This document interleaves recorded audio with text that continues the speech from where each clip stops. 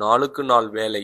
நாள் 2. அதிகாலையில 4:30 மணிக்கு அலாரம் வச்சு எந்திரிச்சு தண்ணி காய வச்சு குளிச்சுட்டு வெளியே போய் பார்த்தா இருட்டு விடிய போது ஒத்த கோழியும் கோவில மொத்த கோழியும் தூங்கிடுச்சான்னு நினைச்சிட்டு அதிகாலையில் சேமலை எழுப்பி அதை கூவென்று சொல்லுகின்றேன்.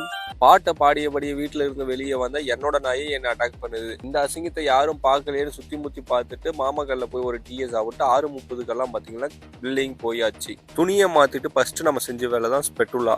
இந்த வேலையை செஞ்சு கம்ப்ளீட் பண்ணிட்டு அதுக்கப்புறம் பாத்தீங்கன்னா பெட்ரூம்ல ஒரு டிராயிங் ஒன்று காட்டியிருந்தாங்க. அந்த டிராயிங்க்கு வந்து பார்த்தீங்கன்னா சாக் பீஸில் மார்க் பண்ணிவிட்டு அதுக்கப்புறம் பார்த்தீங்கன்னாக்கா வெளியே பார்த்தீங்கன்னா குட்டி பபுள்ஸ் அடிக்கிறதுக்காக போய் குட்டி பபுள்ஸ் அடித்தோம்.